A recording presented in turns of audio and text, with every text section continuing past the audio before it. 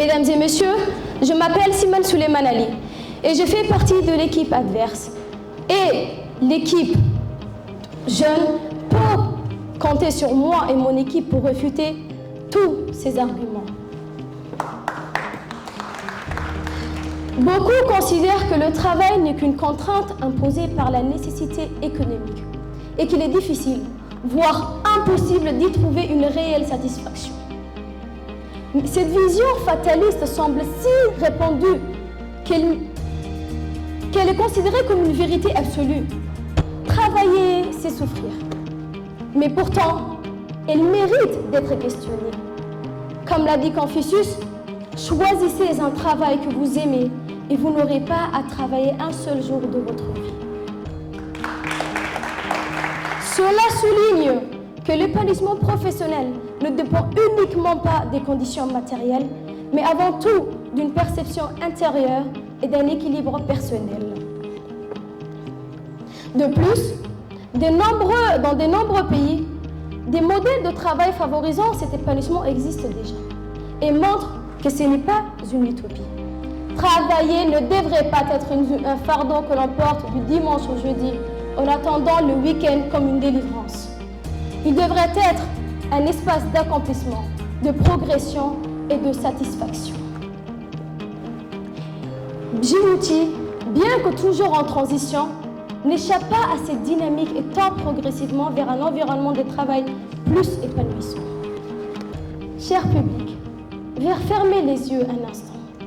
Il est 18h. Vous rentrez chez vous après une journée de travail.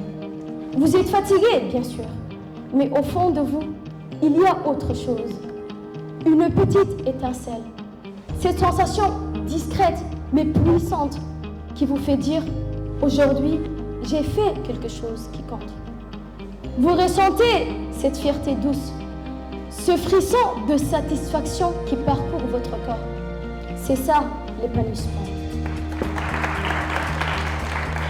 Ce n'est pas une illusion, ce n'est pas une utopie.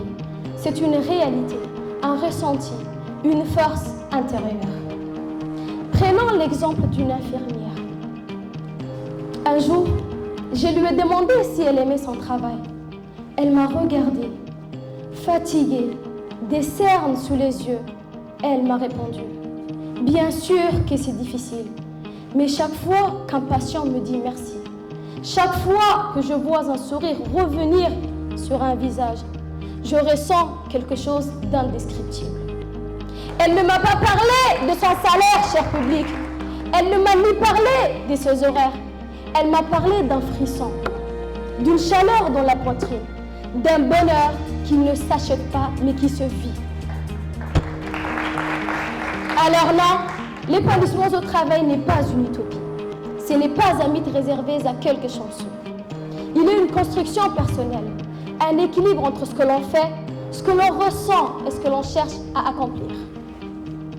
Si c'était une utopie alors, comment expliquer ces enseignants qui, malgré des classes surchargées, des salaires modestes, continuaient de transmettre leur savoir avec passion?